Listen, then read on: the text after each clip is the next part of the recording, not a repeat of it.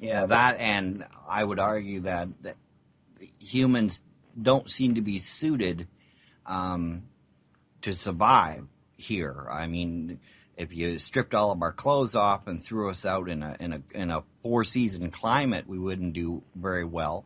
The strength, we're not really that strong. You put us in a cage with an ape and with no weapons, just hand on hand, and I don't think we'd be walking out of the cage. No, they tear us limb from limb. They're 5 to 10 times stronger than us, pound for pound. So if you just put us in there with a chimp, forget a gorilla, a chimp could tear us apart, and not a problem.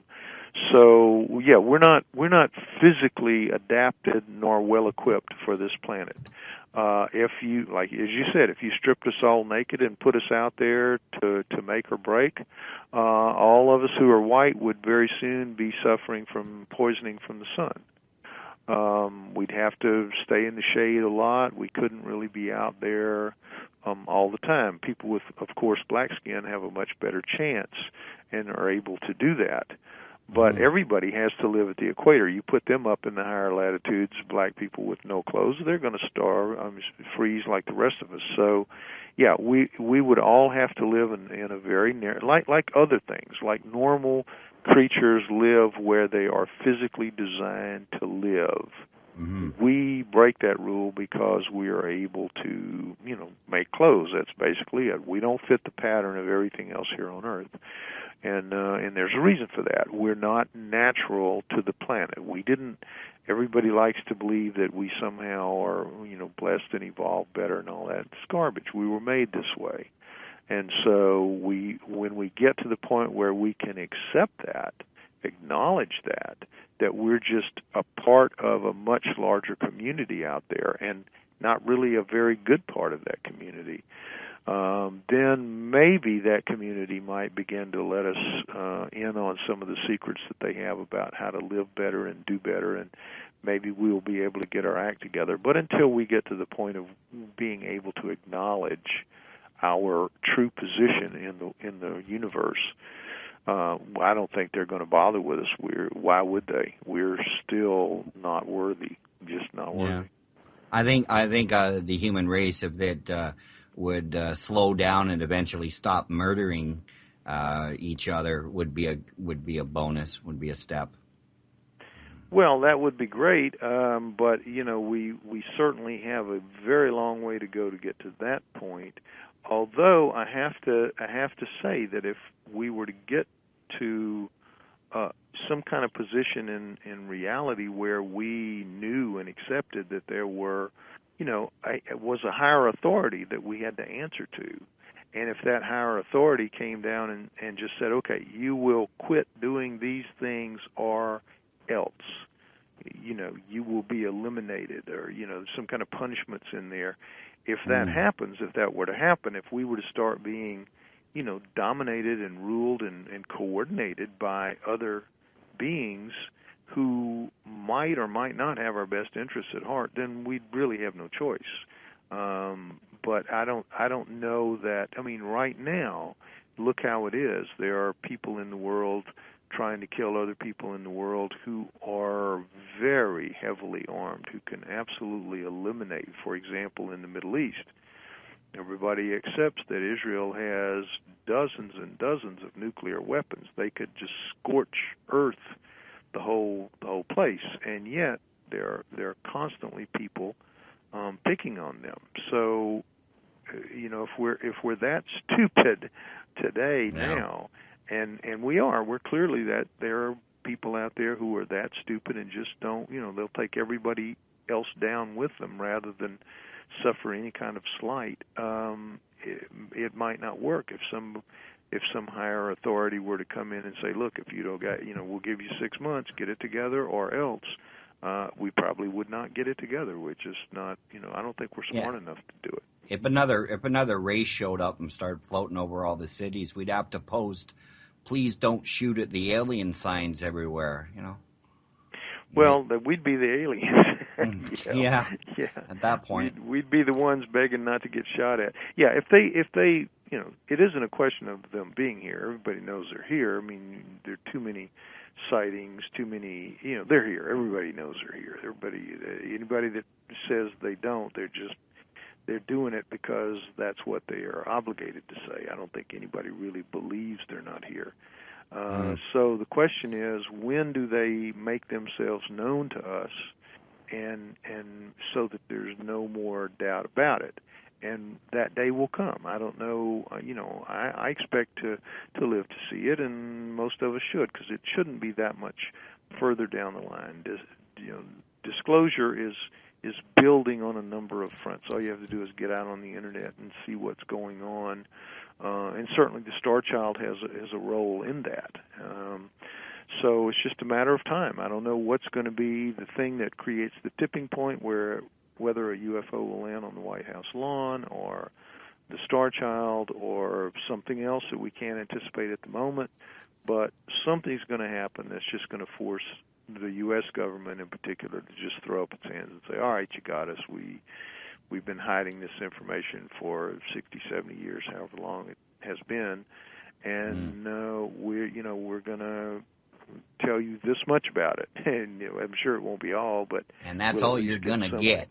Well, we got to go to a quick break, and we'll be right back. See you on the other side.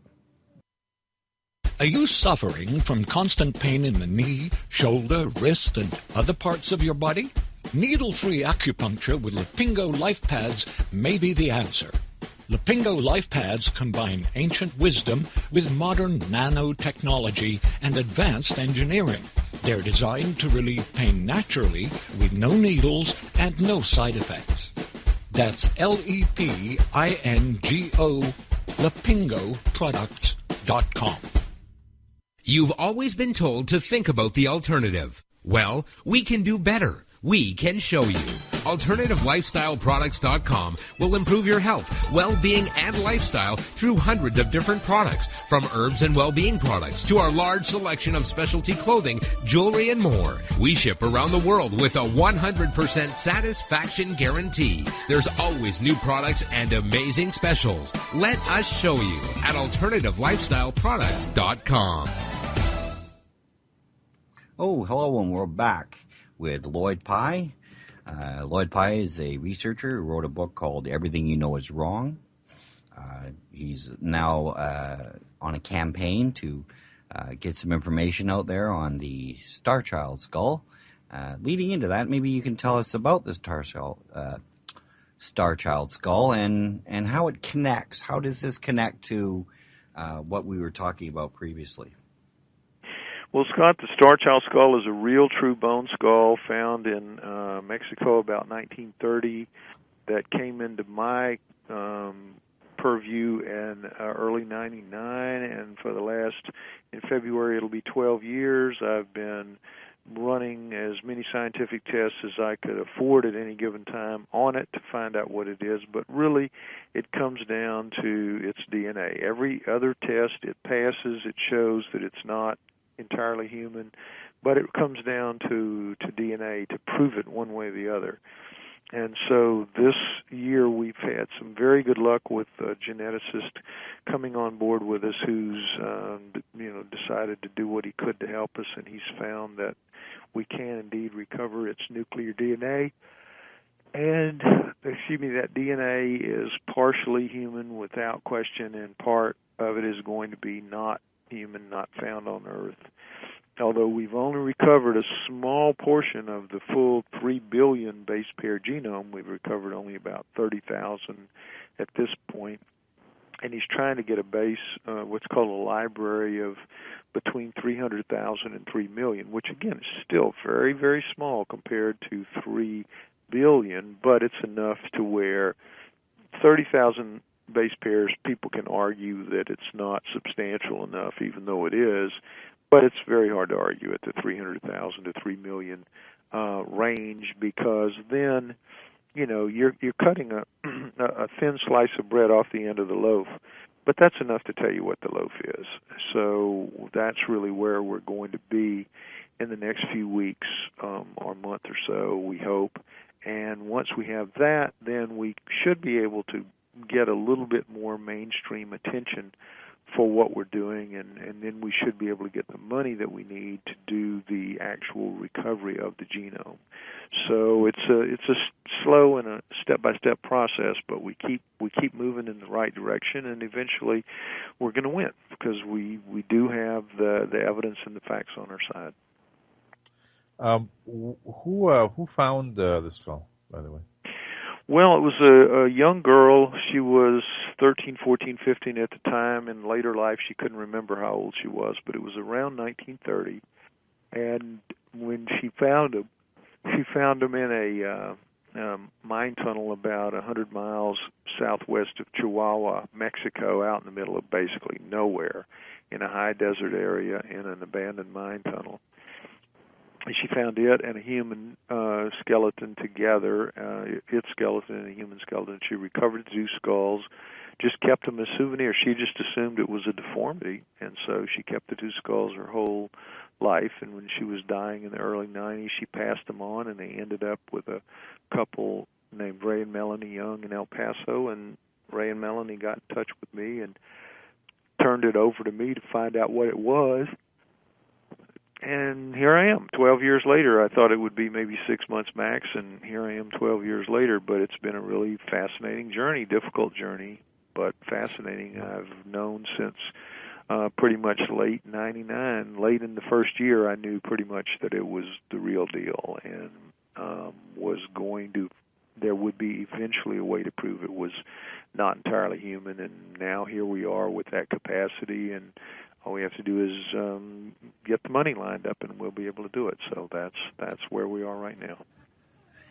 Just for our listeners, anybody who's interested, Lloyd has an update he does by email called Bites of Pie. You could get that, I believe, by going to your site, www. If you go to www.starchildproject.com, that's starchildproject.com, and you will see how to sign up for that mailing list. And Scott's right, the Bites of Pie are the way that I communicate pretty much with the outside world. I almost never go to Facebook or YouTube. Or never Twitter, never do any of those things that I'm supposed to be doing, because I just have my hands full doing everything else. Well, I mean, you're all over the place, aren't you? I mean, you're very busy doing lectures and trying to follow up on this and being asked to. It's a tough job, and it is. It's very time consuming, and like right now, I'm working on revising the ebook. There's so much happened this year that the ebook needs another revision. So I'm in the process of doing that, and I'm really plumping it out and filling it up with more good information, and so it's going to be a much better deal than it's ever been before. And then by the weekend, I think. Also, a filmmaker in Oslo, Norway, Terje Tofnes, New Paradigm Films, interviewed me while I was there, an extensive interview, about 90 minutes, regarding the Starchild. And that video is going to be on YouTube in the next day or two, I would imagine. So a lot of things happening vis-a-vis the Starchild for people who want to learn more about it in detail. Those are two good ways to do it. And that ebook will be available on your Starchild site. On the website, yeah. It's called Starchild Skull Essentials. Starchild Skull Essentials. And it is available on the website as well. So, and the thing that's going to be coming out from Norway, if anybody's on the mailing list getting the Bites of Pie, as soon as I know what the link is, I'll be sending it out in the next day or two. Great. So I'll know, and I'll tell our listeners when it's there available. You go. That should not be a problem then. I'm on the list. Yeah, that's great. The other thing I want to talk about is I know that there's been a lot of stuff done on the Starchild Skull. There was wasn't there a thing I seen? I can't remember where it was. You're going to have to fill me in on this. Where the two skulls were put side by side and filled with sand, and they were looking for the capacity of the skull itself. Right. It wasn't sand. It's flaxseed, a little small flaxseed, flaxseed. And then the reason they use that is because they pour out fairly